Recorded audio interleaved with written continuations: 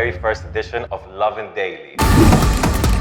This is going to be an incredible expose of Malta's prison.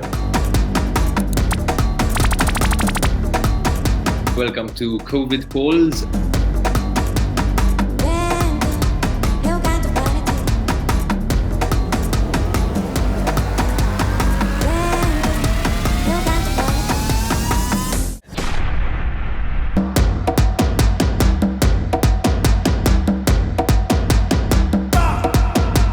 Mil-1 sa 10, kemm taħseb li se tirbaħ? Naħseb illi 7 ħalli nkun kaut. Ħaddaħħa bro.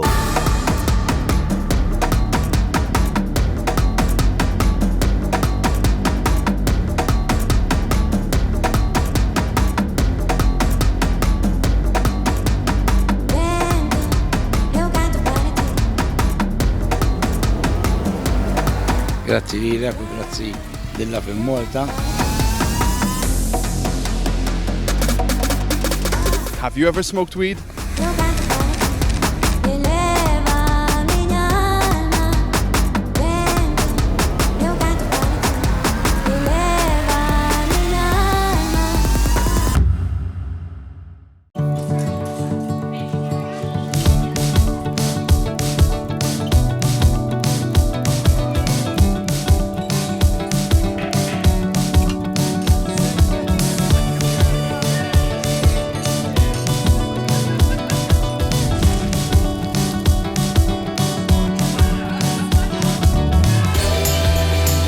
Meet cravings made effortless. TM6, the all-new Thermomix by Vorwerk.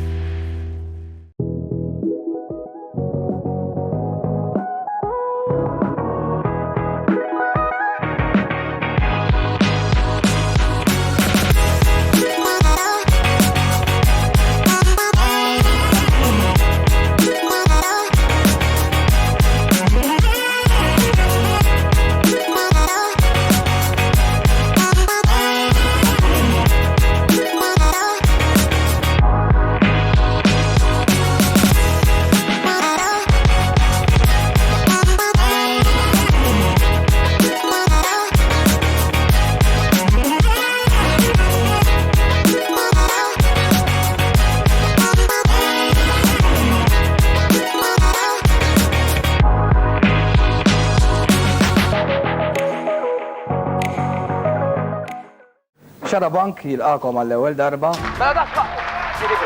U din feħrabtilhom tad-Division 2. Li mumtaz, without any reason. Dak li kienu Twin Towers. Ma ħallux tiġi gwerra fuqna. Kien xreċta. U jisparaw.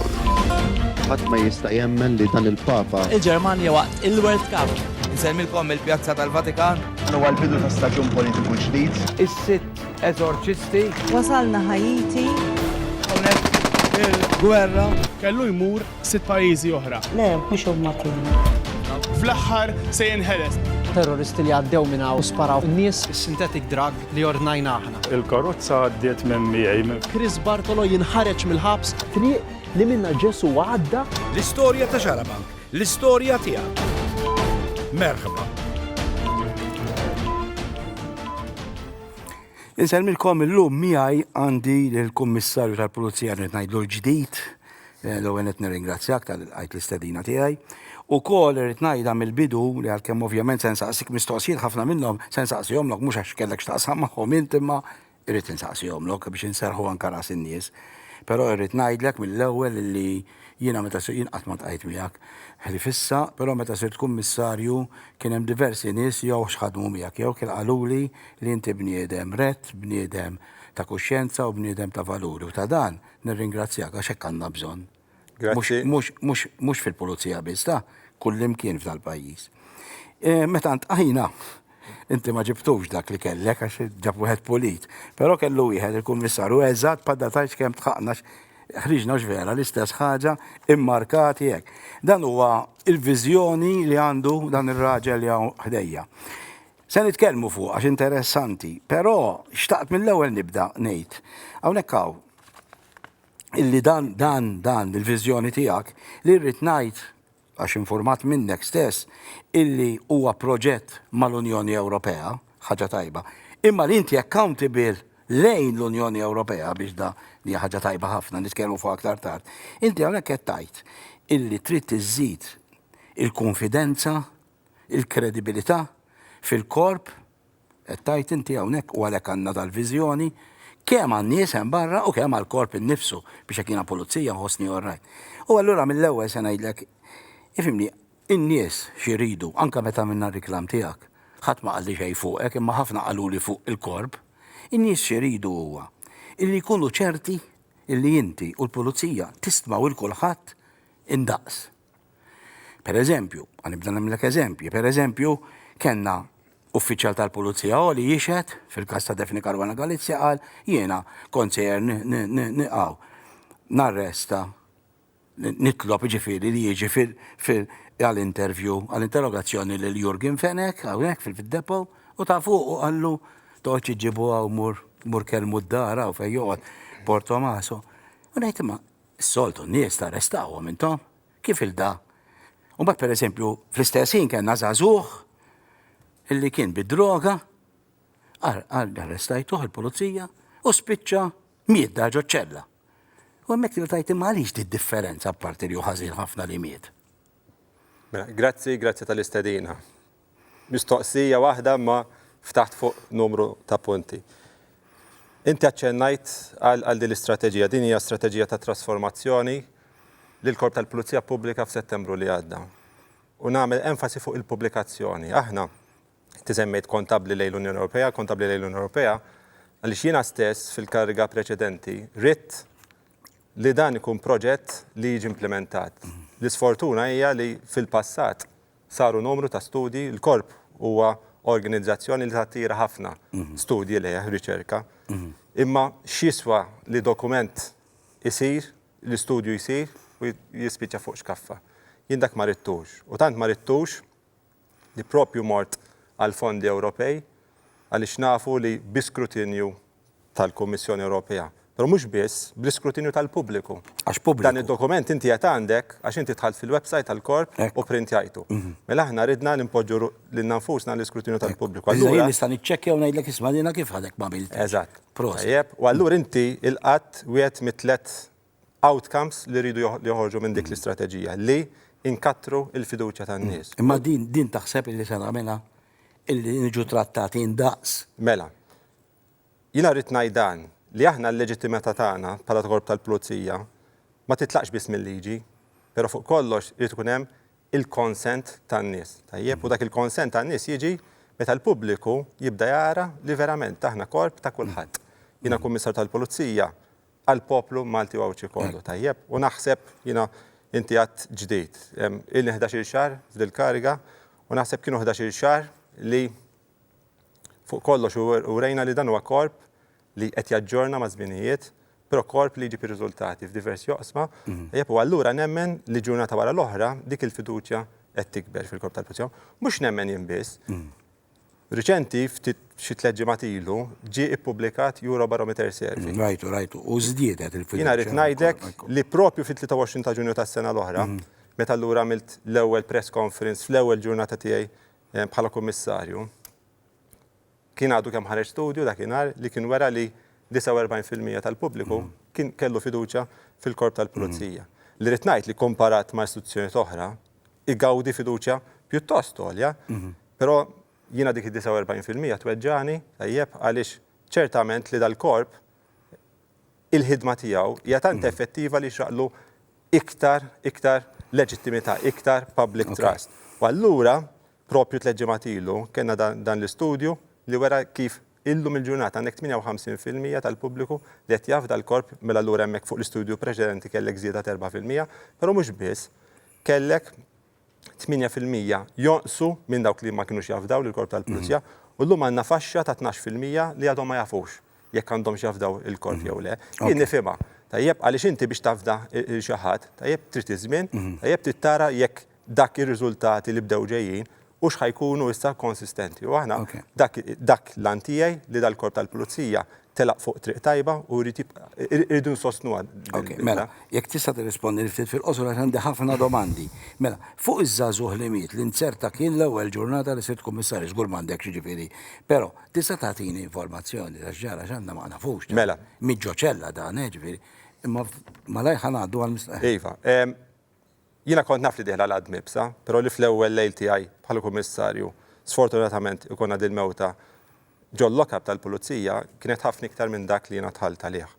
U allura rrid ngħid li mill-ewwel ġurnata tiegħi jiena I've been put to test allura u għamilt numru ta' affarijiet. Mela tqabdet l-inkjesta maġisterjali biex tiddetermina il-kawża ta' dik il-mewt. Dik l-inkjesta maġisterjali għadha għaddejja. Però wkoll rrid li jiena ninforma immedjatament lill-Independent Police Complaints Board dan huwa bord autonomu u propju għan waqqaf biex jinvestiga l-aġir tal-pulizija b'mod autonomu. Mela l-pulizija mek ma jkollha ebda mod kif tista' b'xi mod jew ieħor turi li kellha involvement. Lesta dik l-inkjesta. Dik l-inkjesta jiena għadni ma rċivejtx il-konklużjonijiet tagħha. It-tieni ħaġa biex nistmaw lil kulħadd l-indaqs. Ma nafx ma rridx indaw dan, imma pereżempju jiena għandna kif smajna żewġ żgħażagħ ta' 14 u 16 sena, serqu l-ħelu, tresqu l-qorti, eccetera, polizija resqu, mux se nidħol hekk mintu xsew jew le, kien hemm xatt l-andaton ta' żejt u spiċċa xkien reċedi spiċċa l-ħabs. Jiġifieri timxu ma' min għamel xaġa. Però fil-każ ta' ċertu affarijiet ta' korruzzjoni u tixħim li ġara fl-modi vera mhux min taħtek, daka kellu jkun Simon Busuttil. Ġifieri dak kien ikollu r-rapporti l-FIU, jadduhom għand il-pulizija, daw jaħbuhom, ma jagħmlu xejn fuqhom. U kellu jkun Simon Busuttil illi iressa inkjesti biex sirna nafu s-sanka tres nies. Di taċċertana għana musa tibqa tiġri jekk ikolkom rapport jieħdu jista' jkun min ikun. Mela, jiena naturalment mingħajr ma nidħol fil-każijiet speċifiċi. Imma bil-forsi rid nagħmellek l-eżempju biex jifhmu. U jien ħawieġeb. Ġraw. Jien ħanwieġeb. Mela, dawk huma ċirkustanzi li jiena kont estranju għalihom dak iż-żmien li hu żgur huwa li fda il-11 xahar li għaddew kemm inni kummissarju, aħna ħdimna jien personalment iltqajt numru ta' drabi ma' il-maġistrati inkwirenti għaliex tajb li nifhmu li meta jkun għaddej inkjesta maġisterjali, fil-waqt li dik l-inkjesta tkun immexxija minn maġistrat, il-pulizija tkun qed taħdem id fit mal-maġistrat inkwirenti. Qed tagħmlu, għaliex għalfejn titqabbad inkjesta maġisterjali, dik l-inkjesta titqabbad għaliex ikunu hawnhekk nitkellmu każijiet komplessi fejn kun teħtieġ ċertu expertise li jiena ngħid li mhux biss fil-pulizija anke fil-pajjiż ġeneralment ma tkunx teżisti dik l-expertise, infatti dawn huma inkjesti fejn l-esperti sa tgħidu ma kollha barrani. U aħna mhux biss waqt l-inkjesta mxejna mal-maġistrat imma anki meta l-inkjesti ġew magħluqa, u tajjeb li nifhmu meta inkjesta tingħalaq il-pulizija ma jkollix dokument li tista' taġixxi mill-ewwel fuq, ikun hemm investigazzjoni ulterjuri xi jsiru. Tajjeb, dawk l-investigazzjoni saru illum ir-riżultati jafu. Ekku, jimbda ġast għandi kummenti ġifieri le qed naqbel miegħek li qed tikkoperaw u kooperajtu mal-inkjesti u tajjeb ħafna. Imma il-puntu li dak iż-żmien il-pulizija l-għamlet xejn u laqqas talbet inkjesta kellu jkun ċittadina, ġda bħala ċittadin fetaħa Simon Busuttil. U allura tinkwetak għax tajt sewwa mela dak raġel importanti naħbuha. U liħu l-oħra xereżer u l-ħeru ressaqo. Jiena titolbok taċċertani hawnhekk li dil ħaġa mhux se tiġri hemm min hemm se teħdu passi. Jiena il-messaġġ ċar li bat dawn l-aħħar 11 xahar kemm internament fil-korp tal-pulizija kif ukoll barra huwa li l-korp tal-pulizija huwa il-post għal dak li huwa onest, għal dak li huwa integru u dak l-uffiċjal kapaċi li jrid jagħmel. Jiena nista' ngħidlek li sissa dak l-affarijiet li smajt fuq hekk jiġifieri. Issa inti sissa jista' l-Prim Ministru jew l-Ministru jew anke kap tal-Oppożizzjoni jista' jabdu jċemplulek u jitolbuk xi ħaġa. Issa jista' jkun xi ħaġa tajba jew jista' jkolli xi ħaġa smal dak tresqux il dak hekk. Ma taħsibx li wasal iż-żmien li lilek ma jkun jista' jċempillek ħadd. Bħalma hemm l-imħalfin u l-maġistrati, l-ebda Prim Ministru ma jista' jkellimhom, inti ma jaqbillekx tkun hekk ukoll ħalli ma jindaħallek ħadd. Jiena il-liġijiet tal-pajjiż ma nagħmilhomx jiena kummissarju tal-Pulizija u xogħli huwa li nari dawk il-liġijiet ikunu enforzati. Li jiena nista' ngħidlek li f'dawn l-aħħar 11 xahar iva nikkomunika mal-Ministru u xi drabi mal-Prim Ministru, però nikkomunika għal raġunijiet ovvji. Ir-raġunijiet ovvji huma li jiena dal-programm li hawn indikat anke f'din l-istrateġija anke xi drabi jkun jeħtieġ emendi fil-liġijiet. U proprju dal-ħin hemm diskussjoni għaddejja fil-Parlament biex jiġu emendati ċertu liġijiet. U fost il-liġijiet li ġew emendati dal-aħħar kellna emenda fil-flat dwar il-pulizija biex pulizija ma jkunx qed jaffaċċja proċedura ta' disciplina jekk dan jagħmel rapport anonimu fuq kollega tiegħu. Jiena jekk hemm punt li ikun vera, naturalment. Naturalment, kulħadd huwa responsabbli għall-emil tiegħu, però fost il-miżuri daħħalna fil-Korp tal-Pulizija fl-aħħar xhur kienet an anti-fraud and corruption policy. Fost affarijiet oħra din il-policy daħħalna il-break the silence. Il-break the silence huwa mod kif uffiċjal tal-Pulizija jista' b'mod anonimu jagħmel rapport kontra kollegi tiegħu bilan li kemm jista' jkun il-Korp tal-Pulizija jkun korp iktar kontabbli. Mela, il-Ministru Carmelo Avera li hemm allegazzjoni, li naturalment hija allegazzjoni u ħadd m'għandu jgħid li hija vera mhux fer. Però intom battu għalih il-depo. Dak hija taħt investigazzjoni, għax qasdi ma nafu. Jiena per prinċipju, Pep, ma nitkellimx fuq investigazzjonijiet speċifiċi, però l-Pulizija għandu obbligu li kwalunkwe allegazzjonijiet li jsiru tinvestigu. Mhux qed inżaqsik biex jekk hux taħt investigazzjoni. Normalment jekk ikun taħt investigazzjoni tajlu qiegħed jew mhux qiegħed. Le, għandna liġi aħna li tipprekludina anzi. Anka di li tgħidu. Għandna liġi li tipprekludina milli nagħmlu dak. Jew jekk tajtuh xi l-koxin pereżempju. Per prinċipju jiena ma nitkellimx fuq investigazzjonijiet. L-istorja ta' Tony Bezzina. Dik kienet biex speċisma, nresqu tal-Labor, issa resqu wieħed minn tan-nazzjonalisti. Hekk kienet? Nerġa' ngħidlek, jiena b'mod ġenerali nitkellem, jiena mhux se nitkellem fuq ebda każ la wieħed u laqas ieħor minkejja l-outcome li jkun. Tajjeb, u allura jiena filwaqt li nifhem li u nieħu pjaċir nara dat tip ta' programm tajjeb, jiena b'ebda mod ma rrid nidħol f'dibattitu politiku, l-unika ħaġa li ngħidlek hija dan. Li Korp tal-Pulizija mexxi minni l-investigazzjoni jagħmilhom f'indipendenza u f'serenità assoluta. Inti l-aħwa de Giorgio kienu qed jitolbu maħfra. Tajjeb. U inti tajt parir illi ma jingħatawx maħfra skont ma qalu insomma fil-gabinet. Issa inti kont intqajt magħhom da qabel. L-istess, Pep, jiena kwalunkwa pariri li nagħtu u hawnhekk b'mod ġenerali ma rridx nispeċifika każ partikolari tajjeb, dawk huma pariri li huma privileġġjati tajjeb għandek il-privileġġ tal-kabinett u allura jiena kull parir li nagħti ikun f'dak il-fora iktar milli f'post pubbliku. Ġaqsi tgħidilna kien tqajtux magħhom jew le. Ma nikkommentax fuq każijiet speċifiċi b'mod ġenerali. Ma importa.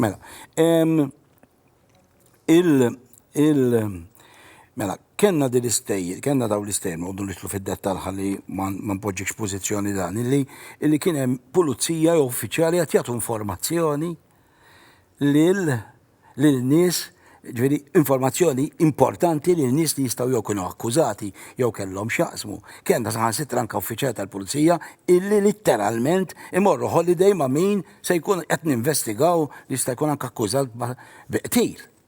Daw biex ukoll inserħu rasna, mhux se jibqgħu jiġru. Mhux biss inserraħ ras in-nies, anzi ras in-nies inserraħha bil-fatt li fejn ġewwa l-attenzjoni tagħna dawn it-tip ta' allegazzjonijiet il-Pulizija investigat, u l-azzjoni ttieħdet. Ġifieri nerġa' ngħid, ma nirridx nidħol f'dettalji speċifiċi, il-Pulizija jafu li jiena jekk hemm xi ħaġa ma ntollerax hija l-leaks, jiena il-medja rrid naħdem magħha, nara l-medja bħala partner strateġiku tal-Korp tal-Pulizija, infatti rrid ngħid li fost l-ewwel laqgħat li kelli kienet ma' l-Istitut tal-Ġurnalisti Maltin. U anke proprju wara dik il-laqgħa il-Korp żviluppa policy, Media Relations Policy. Aħna rridu li l-medja kemm jista' jkun ikollha l-aċċess għall-informazzjoni nistgħu nagħtu anke fuq ix-xena ta' delitt, però le leaks ta' investigazzjoni jiena ma nittollerhomx u kull darba li daw il-leaks l-allegat leaks ġew a kondizzjoni tagħna investigajna u fejn kien il-każ ipproċedejna. Okay, l-iskandlu taż-żejt sar fi żmien il-gvern tal-PN u inti skoprejt li kont il-persuna li qed tinvestiga dan il-każ. Da x'ġara minnu issa. Nitolbok illi tuġibni wara dal-break qasir.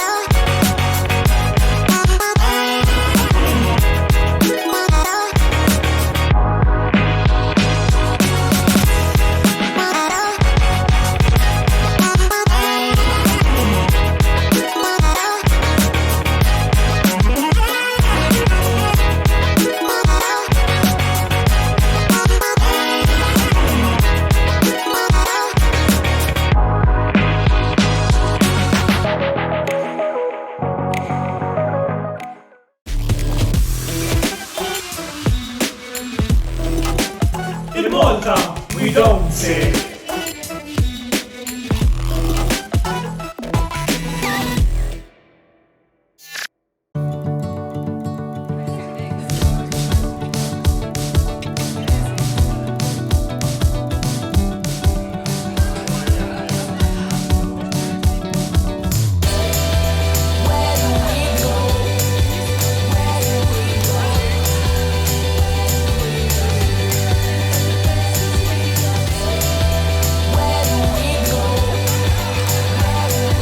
Getting together made effortless. TM6, the all-new Thermomix. By Forvec. Ok, għabel morna l-break, saqsejtek fuq l-iskandlu, najdu skandlu, da kien skandlu kbir, da skandlu ta' żejt, l-unika ħaġa differenti biex najdu kollox hija li n-nies ġew investigati u tres u l-qorti. Issa tinsaqsik x'ġara dal-każ. Inti investigajtu le? Jina l-istess kont jiena l-uffiċjal investigattiv dak il-każ, hemm proċeduri għadin il-qorti. Tittifhem li l-Criminal Justice System ma taqafx mal-pulizija, aħna player fil-Criminal Justice System u nifhem ukoll u napprezza l-fatt li iktar mal-ġustizzja ssir malajr, iktar tkun waħda effettiva. Hemm proċessi għadin il-qorti. Għaxa tidumu madhom fiha tidumu. Jiena nerġa' ngħidlek li iktar mal-ġustizzja ssir malajr. Min tista' tgħidli laqqas li qed idumu. Tkun waħda iktar effettiva, Ilhom, għax in-nies jgħidu da ġara f'daqqa waħda speċi fimni da skandlu li. Issa, interessanti, illi f'waħda mill-affarijiet ta' etika li qed tagħmlu, qed tgħidu il-pulizija m'għandhomx jaċċettaw rigali, nibdew bli rigali. Maħniex ngħidu hekk. Jeb fil-korp tal-pulizija qed nirregolaw jeb l-aċċettazzjoni o meno tar-rigali. Ġvina qabel semmejtlek l-Anti-Fraud and Corruption Policy li fiha ħolqot ukoll sistema ta' reġistru. Dak ir-reġistru huwa reġistru diġitali fejn uffiċjal tal-pulizija għandu jniżżel kwalunkwe approach li da seta' kellu ta' rigal. Jeb issa hemm rigali li persuna jtihomlok b'apprezzament. Jeb investigajtlu każ, jeb u ġiġablek kaxxa ċikkulatini fl-ixkun whisky ħa. Għax anki hemmhekk hemm fliexku whisky u fliexku whisky ma nifhimx fix-xorb imma jgħidulek lew fliexken tal-whisky jiswew il-mijiet jekk mhux iktar tal-ewro. Smajna fuqhom ukoll. Tajjeb, u allura kwalunkwa rigal li tiġi offrut, tajjeb, għandu ġi imniżżel da reġistru sew jekk aċċettajtu, sew jekk le. Tajjeb, u allura dak li jkun mod edukat, għajdu din tmur kontra l-policy, tajjeb jien ma nistax naċċettaħ. U tittinforma l-persuna li id-dettalji ta' dak l-inkontru se jitniżlu f'dan ir-reġistru. Per-fatt inti bdejt l-ewwel wieħed li ktib. Kont l-ewwel wieħed jiena kelli. Souvenir dak. It was a token kif għatlek, però naħseb jekk f'dal korp iridu nagħmlu xi ħaġa, we have to lead by example, tajjeb. U dak huwa xogħli. Qed tiġi diskussa dil-biċċa xogħol tal-ħaxixa, tad-dekriminalizzazzjoni, eċetera. L-ewwel inti għandek xi ħsieb fuq din-liġi? Jiena forsi hawnhekk tifhem li inti għandek privileġġi li m'għandix hawnhekk. Inti tista' tagħti opinjoni, jiena l-Kummissar tal-Pulizija u b'mod pubbliku jiena ma nistax nagħti l-opinjonijiet. Però tifhem li l-Korp tal-Pulizija huwa stakeholder prinċipali f'dan is-suġġett u allura bħalissa hemm diskussjoni għaddejja u l-Korp tal-Pulizija huwa parteċipi ħafna din id-diskussjoni. Fil-fatt interessanti, orajt ma nifhmek li ma tagħtix imma tista' tgħidli pereżempju jekk nassumu tidħol din il-liġi ta' pulizija ġifieri jista' dar jieħu joint ngħid li ma tiġi, ġifieri se tħalluhom il-pulizija anke jekk ikunu jistgħu in ġenerali jieħdu il-ħaxixa? Mela, infatti f'di diskussjoni jiena u kwalunkwe diskussjoni ta' liġi ġdida aħna l-leġislatur dak li nitolbuh. Tina liġi li nistgħu nħadmuha b'mod tajjeb. Tajjeb, l-istudju juru tajjeb li il-konsum tal-ħaxixa jista' jkollu impatt, tajjeb propju aħna dal-ħin wieħed mid-diskussjonijiet li hemm fil-Parlament hija propju emenda fil-liġi li jekk pulizija jinqabad bil-konsum ta' droga jistanka iwassal għall-dismissal mill-korp. Għandna qed nabbozzaw policy di qed tiġi diskussa internament. Il-fokus prinċipali tagħna fuq il-membri tal-korp huwa l-well-being tagħhom. Tittifhem li x-xogħol tal-pulizija u ir-riċerkaturi gdan huwa wieħed mill-aktar stressanti. Ir-riċerkaturi l-pulizija jistgħu anke jaqgħu għal ċertu vizzi bħall-alkohol u allura aħna xogħolna u dmirna huwa li naraw li dal-well-being tal-pulizija nħarsuh. Propju f'dal-mument hemm diskussjonijiet intensivi għaddejjin u fil-jiem li ġejjin jekk alla jrid nagħlqu proċess mal-Employee Support Program ġewwa l-Uffiċċju tal-Prim Ministru, fejn allura anke għal dawn aħna qed intuhom aċċess anke għall-in-service training tal-korp qed iħarġu qed jinformaw lill-membri tal-korp u qed ninkludu wkoll referral system biex kemm jista' jkun allura il-pulizija aħna tagħna nipprevenuh milli jaqa' għal xi vizzju, sija droga, sija xorb. Ma tistgħu intom tgħidulhom ma tistgħux tgħidu ħaxixa, tistgħu tgħidulhom. Dinja parti minn diskussjoni. Dinja parti minn diskussjoni li għaddejja jiena. Qed tikkunsidrawha. Iva le, kif għatlek, propju bħalissa hemm liġi li qed tiġi diskussa fil-Parlament, il-Police Act. Ekku għax intom qed tiċċekkjawhom lill-pulizija. Tagħmlu rendim biex. Però issa tinsaqsik. Għaliex il-pulizija biss qed tiċċekkjaw, ġifieri xi ħadd li sa m'għandix sama tal-ħaxixa, xi ħadd li jkun qed jieħu droga pereżempju jmur isuq dan hawn lifter.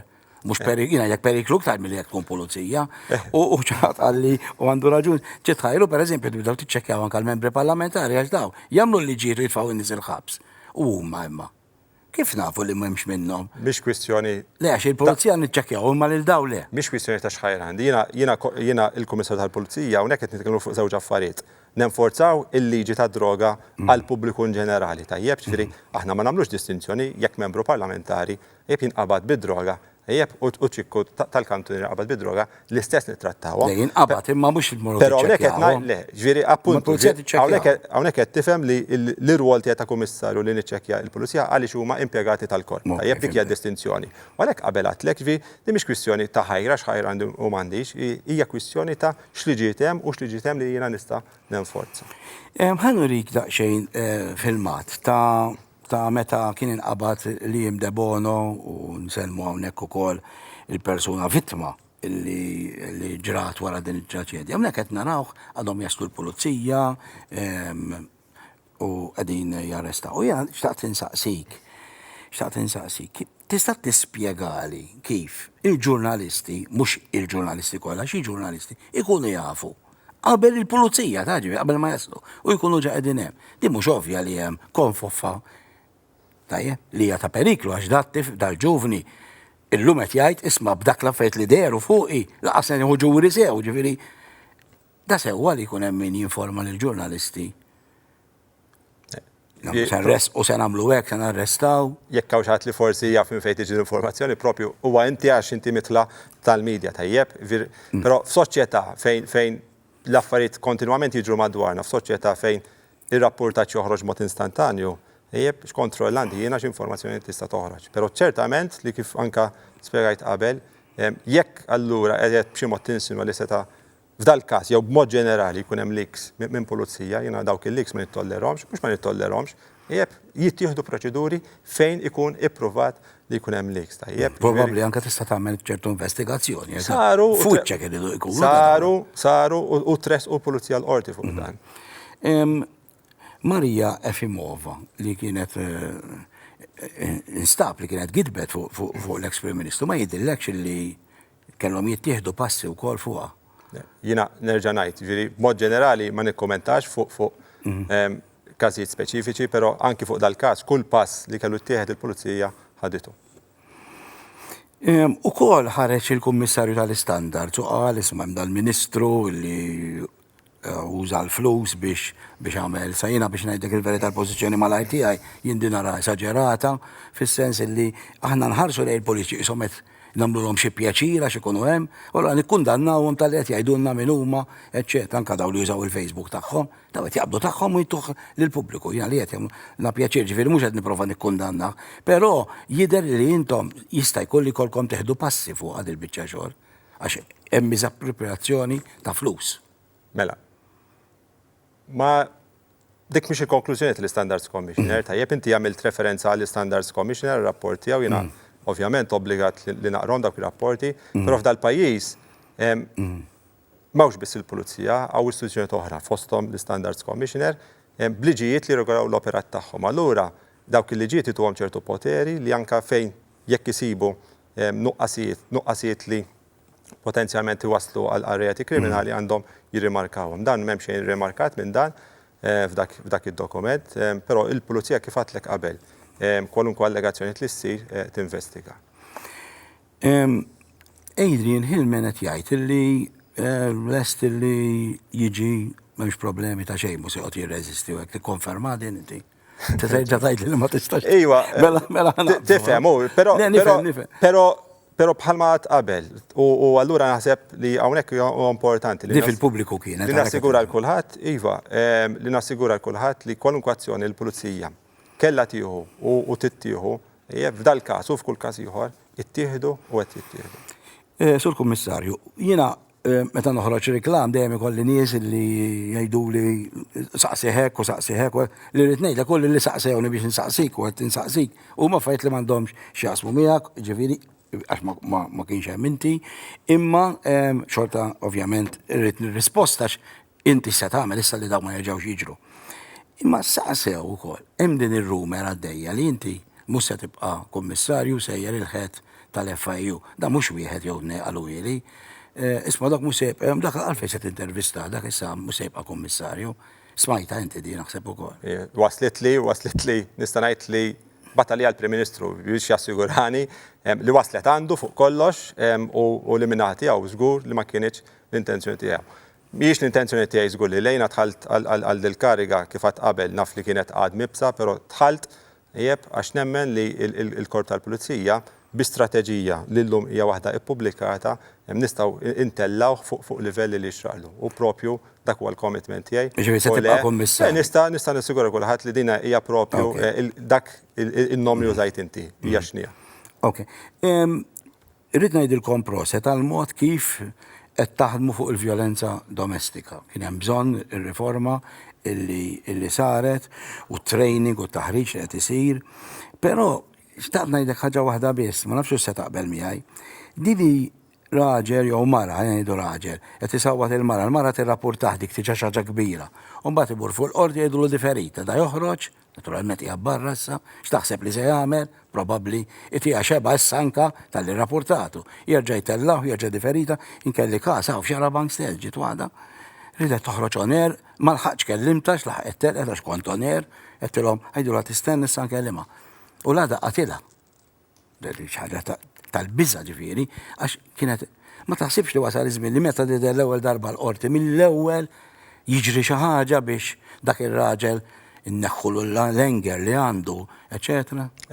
Dan huwa settur sensittiv u propju huwa sensittiv kif anke wet fl-ewwel ġurnata tiegħi aħna ikkrejajna dipartiment biex jiddilja ma daw l-issues. U propju rajna jiena nista' ngħidlek li sa oħra kriminalità f'Malta naqset 16% kriminalità rrappurtata, però rajna żieda 24% fil-vjolenza domestika u propju fl-ewwel xhur ta' dis-sena għandna żieda ta' 19% komparat mal-ewwel 4 xhur tas-sena oħra. U allura dan juri li l-vittmi qed jafdaw iktar lill-pulizija, però kif qatt qabel il-ġustizzja iktar ma ssir malajr iktar tkun waħda effettiva. Rrid ngħid ukoll li kien hemm bdil fil-liġi riċentement fejn anke abbażi ta' risk assessment li jsir mill-professjonisti tal-appoġġ li aħna naħdmu id fit magħhom tista' toħroġ ukoll temporary protection order. Tajjeb fejn allura anke l-allegat aggressur jistanka saħansitra jinħareġ mid-dar. Dil-ġimgħa smajna bil-body cameras għal xi qed isiru propja daw.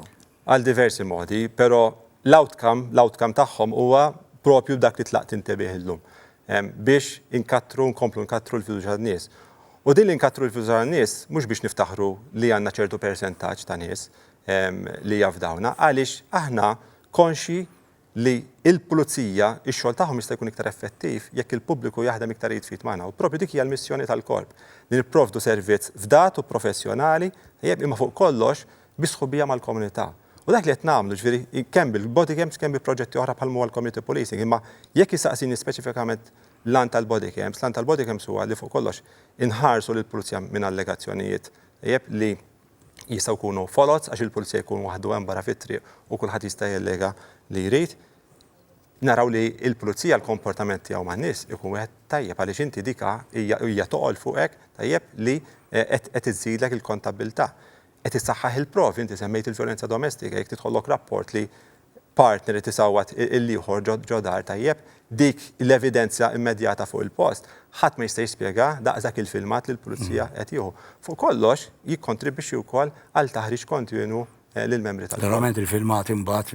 Jiġu esebiti fil-qorti, jiena spjegajt. U li wara ma jiġux ippubblikati xi. Jiena spjegajt li l-pulizija nnifsu li jkollu l-body cam fuq laqqas biss għandu aċċess għal dak il-filmat. Aħna għandna dipartiment ċentralizzat, din hija sistema li tħalli audit trail warajja u allura hemm a full evidence management system li tgħaddi minn ċertu stand. Mela malajr. Smajtek tagħmel diskors u vera oġobni.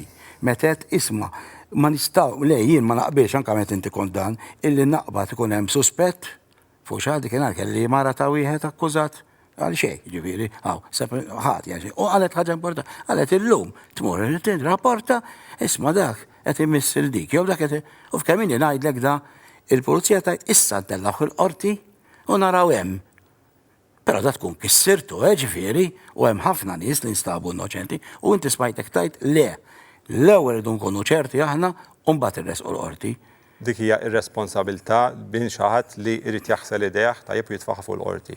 L-investigazzjonijiet iridu jsiru sew ma' kulħadd. Jiena nifhem li anke il-fatt li persuna jidħol ġo dak il-bini tal-qorti tajjeb minna nifisha jekk ma jkunx mitħla ta' dak il-post hija trawmatika tajjeb u propju aħna konxi minn dan tru il-Police Victim Support Unit anke nipprovdu follow-up mal-vittmi u anka skont il-każ anka nattendu magħhom il-qorti għas-support li jkun hemm bżonn. Il-community policing malajr u anka l-access magħluqin. Kontradizzjoni di? Mela, di tal-access magħluqin hija misconception u ħanispjega għalfejn. Ħanibda minn hawnhekk. Policing is not about a place, it's a service, tajjeb. U aħna l-antana huwa li dak l-output li qed nofru jaħalli riżultat, l-outcome. U propju anke l-istrateġi titkellem fuq outcome based u propju allura in-nies xi jridu. In-nies iridu iktar pulizija fit-toroq. Li qed jarawha ġifieri. Iva, għaliex aħna kommessi li nżidu dik il-viżibilità u allura l-antana huwa li pulizija jkun mezz ta' deterrent, ta' prevenzjoni. Però iktar mill-li nagħlqu l-access, pjuttost qed niftħu access li ilhom għal snin twal magħluqin. Jiena rrid ngħid li on a daily basis aħna għandna 26 assa miftuħa 24 sija kuljum. Dik tfisser li f'pajjiż li huwa 316 metru il-kilometru kwadru għandek assa kull 12 kilometru kwadru. Però llum f'dinja fejn nenfasizzaw ħafna ir-remote, nitkellmu fuq remote working, aħna anki grazzi għall-pandemija li għaddejjem minna, ippromovejna ħafna remote reporting, fejn allura anka persuna m'għandux għalfejn qed jiskomoda ruħu biex jgħid li xi ħadd ifrodaħ fuq l-internet tal-argument m'hemm ebda vjolenza għaddejja reat sar li kellu jieħdulu ħadulu, li dan jista' mill-kumdita daru llum jirrapporta mal-pulizija u l-pulizija tinvestiga. Però anka jekk għal ġieħna xi ħadd fettilu marġu għassa minn dawn iż-żar li ilhom is-snin twal magħluqin, però ħanajdlek ukoll x'qed nagħmlu dwarhom dawk, illum ma' kull assa waħħalna an intercom system. Biex hekk xi ħadd fettillu imur hemmhekk dik l-intercom system qed qabdu direttament. Ġifieri hemm xi ħaġa ma' xrajta mal-kwartieri ġenerali tal-Pulizija u tqabdek mal-control room. Tajjeb ikun jafuha. Skont il-każ allura jekk l-individwu jkun jeħtieġ l-assistenza fl-immedjat, il-Pulizija ħajmorru on site. Però dawk classes iż-żgħar aħna llum qed nikkonvertuhom il-maġġor parti minnhom f'uffiċini għal community policing. L-uffiċċju għalfejn uffiċċju, dan huwa ambjent tajjeb fejn il-persuna mhux qed jiġi jirrapporta incident, qed jiġi jirrapporta problema li huma żewġ affarijiet differenti. Aħna l-għan tal-community policing huwa li kemm jista' jkun neqirdu ir-root causes, l-eruq biex il-problemi naqtawhom, għax problemi jġibu ir-reati kriminali. U allura nista' nsemmilek, kellna Swieqi, kellna l-Furjana, qed nirriferbixxew Santa Venera, għandek il-Birgu, qed naraw daw l-access li ilhom is-snin ma jinfetħu. Tajjeb, qed nikkonvertuhom f'uffiċini biex in-nies ikunu iktar komdi, jiġu għand il-pulizija u jirrapportaw problemi tal-lokalità. Nassumu issa jiena żgur ġifieri mhix tajjeb għal dil-biċċa xogħol għadda żmieni, però kieku jiena żagħżugħ jew żagħżugħa u nixtieq nidħol fil-korp smajt illi se toħorġu xi avviżi biex in-nies japplikaw. Kif tħajjarni l-applika? Xtejni, kif tħajjarni? Jiena fil-fatt nikkonferma li fil-ġurnat li ġejjin sejra tinħareġ sejħ oħra għal membri ġodda fil-Korp tal-Pulizija. Jiena naħseb li kull xogħol fih is-sabiħ tiegħu, però dan huwa xogħol li aħna qed nippromovuha l-professjoni, però fl-istess ħin hemm element ta' vokazzjoni. Jeb, li nista' ngħidlek huwa li l-enrichment, il-job enrichment li jtik dan ix-xogħol, naħseb ma jtijulek ebda ħaġa oħra, ebda impik ieħor, għaliex li tkun qed tagħmel il-ġid ma' ħadd ieħor, jeb, u sempliċement jiġi ħadd jgħidlek grazzi għamilt li differenza f'ħajti, naħseb remuneration ikbar minn dik mawx. U allura jiena meta tara membri tal-korp li għandhom il-fakultà jagħmlu 25 sena u jitilqu. Jieħdu pensjoni, jibqgħu hemmhekk sena wara l-oħra, jeb, jiena li għaddew 18 sena u fuqhom u kull ġurnata toffri li sfida ġdida, ngħid li dan huwa iktar minn impjeg, din hija vokazzjoni li bniedem għandu jidħol għaliha u ħadħalli differenza f'ħajtu. Hawnhekk għandi bdejt bih dan il-ktieb jiena nħeġġeġ in-nies biex jitlu fil-website u fil-fatt jaqraw dan anke kif qal il-kummissarju biex lilkull il-pulizija nżommuhom accountable għax nafu x'qed iwedu u issa naraw il-fatti. Hu kelli ngħidlek. Għażel l-iktar affarijiet li trid li jmissu n-nies. U nħalli fidejk. X'tikkwota minn dan il-dokument hekk importanti? Kif qatt qabel għandek 3 outcomes, jiġifieri aħna fl-aħħar mill-aħħar dak id-dokument meta tasru x'toħroġ minnu. Jeb, l-ewwel outcome huwa l-outcome tal-fiduċja. Jiena ma qatx illaqlaq hawnhekk jiena fl-introduzzjoni tiegħu spjegajt li minkejja li fl-aħħar snin il-pulizija ġibna riżultati tajjeb, il-fiduċja bdiet tonqos. Naqset baqgħet tonqos u allura xogħol huwa li naraw li n-nies inġibhom partner magħna. U propju allura jiena inħeġġet in-nies li kif qed tgħidilhom intom jaqrawh, jiġbdulna l-attenzjoni fejn jaraw li aħna maħniex qed nimxu mal-kontenut tiegħu, però fuq kollox jiena rrid u inti għamilt referenza għal numru ta' inizjattivi inkluż il-body worn cameras li varajna l-ġimgħa l-oħra, korp iktar kontabbli, korp iktar trasparenti għaliex ġurnata wara l-oħra iktar ma jkunu viċin in-nies u allura l-proġetti l-oħra tal-community policing. In-nies anke hawnhekk jagħmilha ċara li tħarsu lejn kulħadd bl-istess mod, jien din siba l-iktar ħaġa importanti. M'hemmx dak għoli u dak baxx u dak fin-nofs, għandu jkun hemm dawn it-titli anyway. Le, ekku, m'hemmx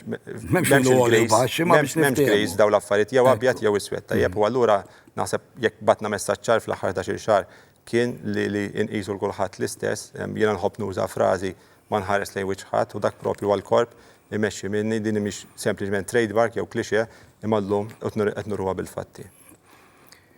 Biex nagħlqu, inti l-mara tiegħek taħdem fil-korp ukoll. Hekk mistoqsija. Allura di meta tkun hemmhekk jiġifieri u tkun fid-depo titqgħod tgħidlek ser u tqgħod issellimlek u hekk jew. Id-dar il-kummissarju. Għanamlu hekk. Qedlek id-dar hija l-kummissarju. Kummissarju. Le, mela d-dar għandna l-kummissarju s-sinjura tiegħek. Imma fid-depo. Jiena min jaf li kemm da xogħol inti qabel semmejt kif għandna nħajru aktar in-nies. Dan huwa l-passjoni tiegħi.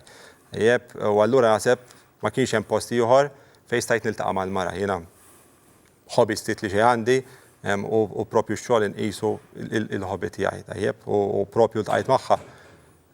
Qabel qedlek ma tantx huwa post sabiħ fil-qorti ftit ta' snin ilu u allura propju minn dak iż-żmien anke żewwiġna u inti saqsejtni jekk tgħidli x'serjew dan. Jiena il-mara tiegħi anke l-irwol li tħaddan fil-korp tal-pulizija hija dik ta' in charge mill-Police Victim Support Unit. Huwa unit li waqqafna fl-2017, propju allura ma kontx kummissarju tal-pulizija u naħseb li jekk hemm funzjoni li qed ħalli ġid kbir fil-korp huwa propju dal-unit. Nistgħu nikkonferma dal-qed tgħid. Però rrid ngħid ukoll li anke bħala parti mill-manifest elettorali tal-gvern fl-aħħar ġimgħat twaqfet aġenzija għall-vittmi tal-kriminalità, il-Victim Support Agency, u allura dina lan tagħha huwa li ġib flimkien numru ta' organizzazzjonijiet li xogħolhom huwa li jissapportjaw il-vittmi. Jeb, u allura llum il-Police Victim Support Unit qiegħda parti minn din l-aġenzija u propju allura il-mara tiegħi u oħrajn jirrapportaw lill-kap eżekuttiv ta' dik l-aġenzija. Sur Kummissarju jiena nirringrazzjak tal-li il-qajt l-istedina. Nawguralek dan il-biċċa xogħol jibsa' mejja fiduċja illi se naslu għaliex huwa importanti li konna fiduċja sħiħa fil-kom. Jien għandi fiduċa nkun onest, għandajda pubblikament. Għandi fiduċa li inti se tagħmel it-tibdil kelli fiduċa f'John Rizzo jien ħafna u ġej pruvat li kelli raġu. Għandi fiduċa fik. Jalla illi dak li għat li se tbiddel anke hawnhekk illum jinbidel. Nirringrazzjak u grazzi mill-ġdid ta' din l-istedina.